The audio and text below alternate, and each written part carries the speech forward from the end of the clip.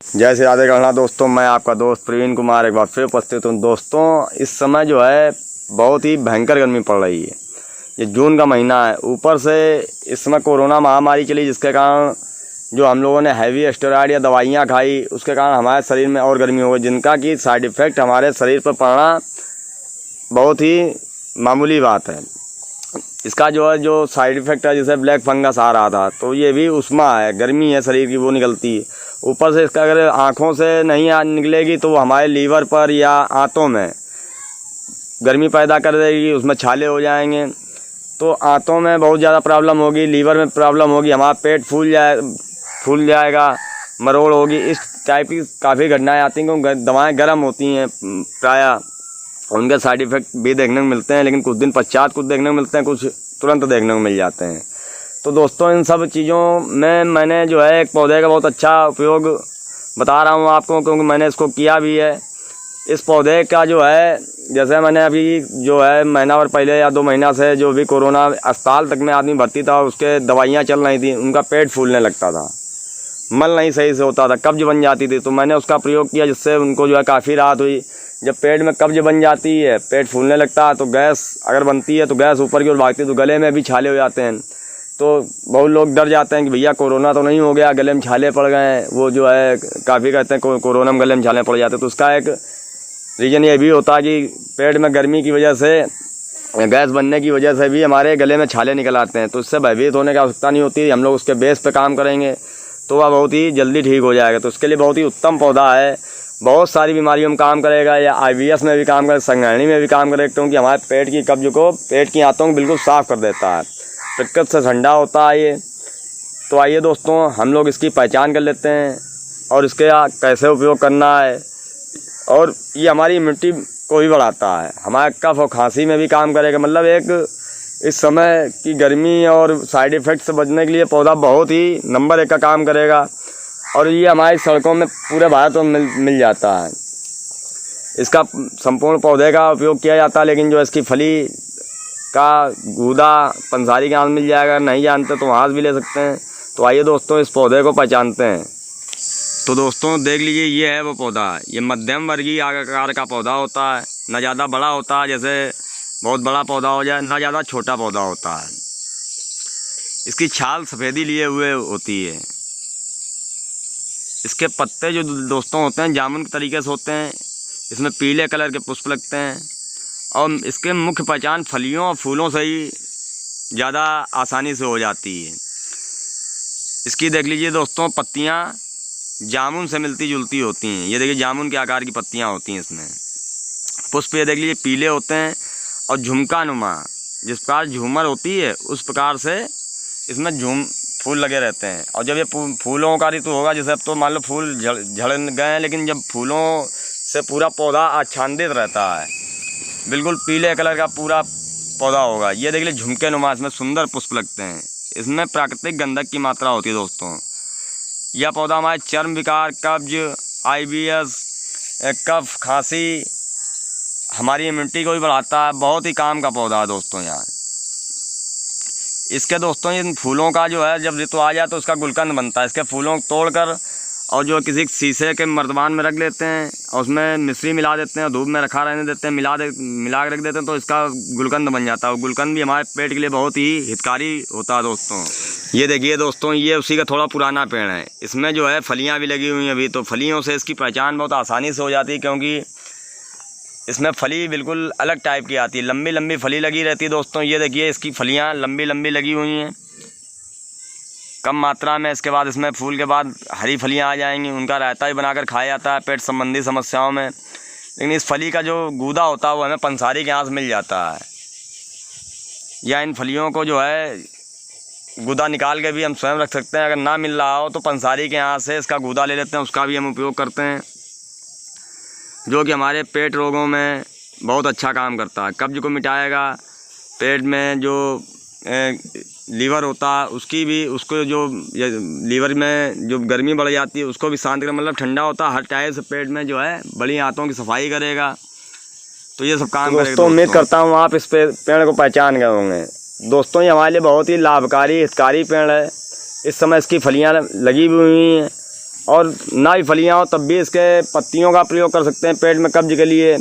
इसकी जो कोमल पत्तियाँ होती हैं उनको भी चटनी बना के दे दिया जाता है पानी में घोल के, तो जो उससे भी पेट की समस्याओं में लाभ होता है। दूसरा अनुभूत प्रयोग भैया ये है कि जो है अगर गले में छाले हो गए हैं, इस समय तो छाले होना कोई भी बीमारी होना एक पाप से कम नहीं है, क्योंकि हर बीमारी एक तरीके से कोरोना का ही रूप ले लेती है।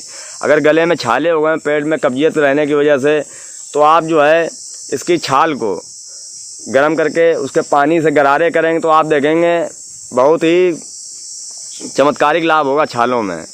और इसकी जो है अमलतास के गूदे को जो है बेचना तरह कर लेना। अगर मान लीजिए किसी को 3-3 मोशन नहीं आता तो उसकी 20 ग्राम तक का काढ़ा मतलब हल्का सा वही गरमा के छान के लेते हैं, तो हमारा जो आंतों में जो मल जमा हुआ है जो वो निकल जाएगा। और उसको फिर धीरे धीरे कंटिन्यू काफ़ी दिनों तक ले सकते हैं। कोई नुकसानदायक इसका पौधे का नहीं होता, साइड इफ़ेक्ट नहीं है। अगर कुछ ज़्यादा मात्रा हो जाती है तो मोशन कुछ ज़्यादा आ सकते हैं, लेकिन वो भी क्षणिक होते हैं एक तरीके से, उसको बाद इसको कम कर दीजिए। तो दोस्तों इस प्रकार इस पौधे के बहुत सारे उपयोग हैं। इसमें अगर हमारे खांसी है, कफ है, तो उसमें काली मिर्च, इसके जो है काली मिर्च अमलतास के साथ काली मिर्च और तुलसी को मिलाकर उसका काढ़ा लेते हैं तो हमारा कफ और खांसी में भी बहुत लाभ करेगा। पेट हो गया, अगर छाल नहीं मिल रही तो इसका जो अमलतास का गूदा मिलता है, अगर इसको भी हम चूसेंगे, हल्का सा गूदा उसका ले लिया, मुंह में रख के चूसने से भी हमारे गले के छालों में लाभ होगा, पेट में भी लाभ होगा। तो दोस्तों इस प्रकार इस पौधे को पहचान कर इसका अधिक से अधिक उपयोग करें और इन पेड़ पौधों को अधिक से अधिक लगाएं, क्योंकि अपना जो मुख्य कार्य है वो दोस्तों पेड़ पौधों की पहचान कराना और उनको लगाना है।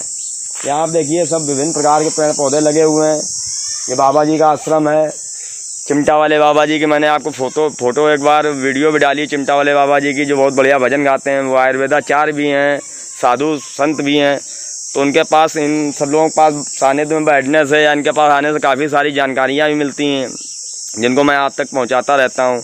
यहाँ देखिए बहुत ही ये इसकी हमने नागफनी लगी हुई है। ये जो है करंज है, जैसे कुछ पौधों की मैं आपको पहचान करा देता हूँ।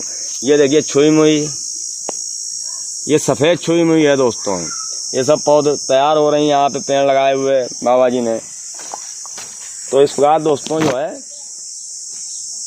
अमलतास का जो है यहाँ पे भी पेड़ नहीं है, लेकिन जो है छोटा पेड़ एक तैयार हो रहा, बड़ा पेड़ नहीं है। तो दोस्तों यहाँ पे देखिए मैं आपको अमलतास का छोटा पेड़ एकदम जो है क्लियर दिखाता हूँ। 2-3 पेड़ लगे हुए हैं। ये देखिए इसकी पत्तियाँ जामुन के आकार की लगती हैं, छोटे पे देख रहे हैं, जामुन के आकार की पत्तियाँ होती हैं इसमें। तो यहाँ काफ़ी सारे दोस्तों पेड़ लगे हुए हैं, जैसे ये देखिए थुआर लगा हुआ है, समी के पेड़, समी का पेड़ है दोस्तों, कांटे वाली समी है ये। और दोस्तों मैंने आपको पहचान कराई थी ये दमबेल। किसी को अगर सांस रोग हो तो एक एक पत्ती मात्र 10 दिन तक एक काली मिर्च के साथ खाने से जो है सांस रोग में बहुत लाभ होता है। यहाँ पे आपको 2 तरीके का पत्थर जटा है, देखिए लंबी पत्ती का पत्थर जटा है, पहचान लीजिए दोस्तों, क्योंकि देखने ऐसे हर जगह नहीं मिलते हैं पौधे। लंबी पत्ती का पत्थर जटा हो गया, इसकी पत्तियाँ देखिए लंबी हैं। और ये दोस्तों गोल पत्ती का पत्थर जटा, ये भी एक तरीके से देखा जाए तो कुछ विधारा पथरी में की समस्या में काम करता है। साथ ही ये मांस को जोड़ने का, अगर बाहर से घाव वाव भी हो गया तो उसमें भी ये काम करता है।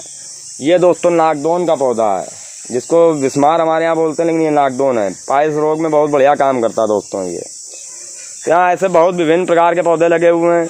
ये सुदर्शन है दोस्तों, जिसको लिली फ्लावर बोलते हैं। ये देखिए इस पौधे को आपने पारस पीपल का पौधा है, ये देखिए पारस पीपल, कल्पवृक्ष भी इसको बोलते हैं। छोटे पौधे हैं दोस्तों। भी इन अधिक से अधिक पौधों को लगाने का हमें प्रयास करना चाहिए, क्योंकि ये क्या कहें इसमें कि प्रकृति का विनाश कर हम कभी विकास नहीं कर सकते। ऐसा विकास हमें विनाश की तरफ ले जाके दोस्तों वही हो रहा है आजकल। ना कोई बीमारी है ना कुछ है, क्योंकि जितना आप ये समझ लीजिए जितना कंस्ट्रक्शन होगा, जितना वर्क होगा कंस्ट्रक्शन का, उतना ही खनन का कार्य होगा। खनन का कार्य होगा तो कहीं ना कहीं दिक्कतें हो जाएंगी। पहले रोडें थी, रोड किनारे पेड़ लगे रहते थे, उनको हाईवे बना दिया गया आपका। लेकिन विकास के उसमें भी नहीं बोल सकते कि विकास के विरोध में बोला जाए। तो जितने हाईवे बन रहे सब कहीं से मिट्टी खनन होता तो कहीं लगता है। कहीं मकान बन रहा है लेकिन उसका खनन तो कहीं ना कहीं होता ही है, जहाँ मिट्टी का होता हो, जहाँ बालू का होता हो, जहाँ पत्थरों का होता हो। इंसान अपनी आधुनिक जो है विकास के चक्कर में सब गड़बड़ किए हुए है, तो जिस कारण हमारी जो है जीवन खराब होता जा रहा है। एक तरीके से देखा जाए, आदमी जो है मानसिक अशांति बीमारियों से ग्रसित होकर कुड़ के एक तरीके से मर रहा है। तो इन सब चीज़ों पर सोचना चाहिए। प्रकृति की सानिध्य में रहकर ही हम खुशी रह सकते हैं, तो इन सब चीज़ों का प्रयोग करना चाहिए। देखिए गिलोय लगी हुई दोस्तों, यहाँ पे नीम गिलोय है, देखिए ऐसे लगा लेते हैं, इसमें तो लग जाती है, बस डंडी एक लगाई तैयार हो जाएगी।